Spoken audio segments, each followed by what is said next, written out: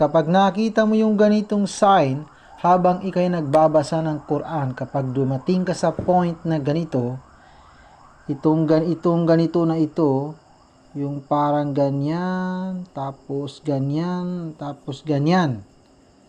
At saka yung ganyan, ganyan. At saka yung gym na maliit na gym.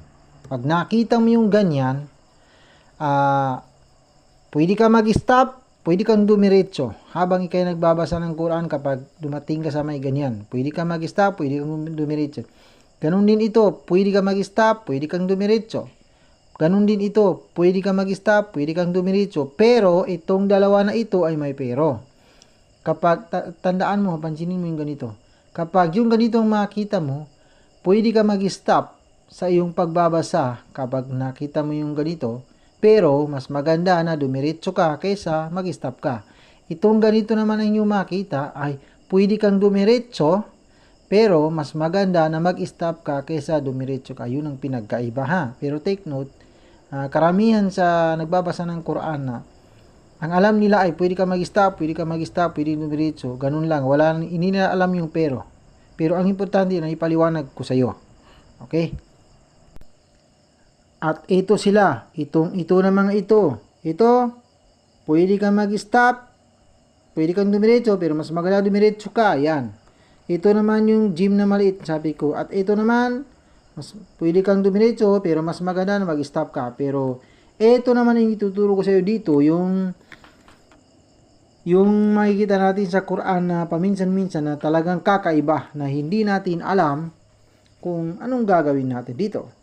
Itong ganito, tuwing makakita ka ng ganitong sign, diba, itong alif na ito may sign na ganyan. At saka kahit anong letrang dito sumunod sa kanya, kadalasan ganyan, sukunan makita mo, magkasama sila. Ito ay babasahin mo lang ito ng I or O, walang A na ganito kung basahin. Para malaman mo kung basahin mo siya na I, ang gamitin mo dito, kasra ang gamitin mo dito sa alif, ang gagawin mo ay tingnan mo yung vowel dito sa pangatlo. Ito ay alif, ha, ba. Itong ba ang pangatlong letra, kaya kapag kasra man ang vowel dito sa pangatlo, o di kaya ay fatha, ay kasra ang gamitin mo dito. Kaya ito ay ihbitu misran fa inna lakum ma sa'altum. Yan. At para malaman naman na o ang dhamma ang gamitin mo dito ay kapag ang vowel niya rin dito sa pangatlo ay dhamma, ganyan ang vowel dito na makita mo ay dhamma rin ang gamitin mo dito. Kagaya ng dito sa ito. Ito alif, qaf, ta. Ang pangatlong letra ay ang vowel niya ay ganyan. Kaya ganyan din ang gamitin mo dito. Kaya ito ay uqtulu. Uqtulu Yusuf. Ito yung kasama ni Uqtulu Yusuf. Yun. Basta u at saka ilang, ha, kapag ganito. At meron pang iba na hindi rin, wala rin ganyan. Ito, papakita ko sa iyo. Ito rin. Wala ka makikitang sukun dito, pero ganun pa rin ang paraan dito. Para malaman mo na I dito sa alif o di kaya U, ay tingnan mo rin dito sa pangatlo. Ito ay alif, nun, po.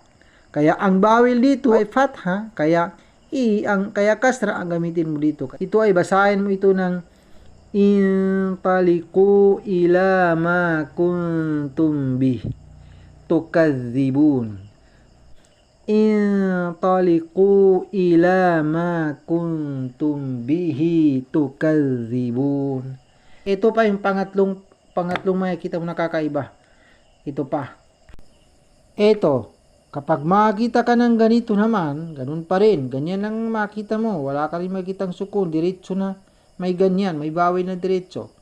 Ang ganun pa rin ang gawin mo. Tingnan mo kung ano yung bawel dito sa pangatlo. Ito ay alif, ta, kha. Kaya ang bawel niya ay hindi dhamma. Kaya ito ay kasra ang gamitin mo dito sa alif. Kaya ito ay ittakhadhu ahbarahum. Yan. Tatlo ang yung makita ng mga ganitong kakaiba. And take note, may mga exception pa rin ito, ha. Tingnan mo ito. Ito ay ganyan din ang sign. At yan, Huwag ka namang base dito para sabihin mong ubnu. Ito ay talagang ibnu kung basahin. Ibnullah. Yan. Talagang ibnu. At ganun din ang alif at saka lam. Ganyan din. Tingnan mo. Ito ay mga exception na ito. Talagang al na yan kung basahin ang al-kitab. Huwag mo sabihin na il-kitab. Ito ay mga exception ito ha. Al. Ganun din yung mga meron pang iba na hindi ko rin mahanap. Mahirap kasi kapag hanapin natin, mahirap mahanapin. Meron din mga exception ito. Kagaya ng mga ittaqullah. Ang ittaqullah ay ganito rin ang makikita mo. Ganito rin. Pero hindi na ito kasali dito na basihan mo pa ang pangatlo para sabihin mo uttaqullah. Hindi na. Ang ittaqullah ay ganito pero talagang ittaqullah na yun kung basahin. Ittaqullah. Talagang ittaqullah na yun kung basahin. Kaya ganun, may mga exception din ang mga ito. Pero ang importante ay naipaliwanag ko sa iyo na kapag ganito ang iyong makita ay ganun ang gawin mo. Magbase ka sa pangatlong letra kapag dam. Kapag hindi dam ang bawel, automatic na yan kasra ang gamitin mo dito sa alif. Okay?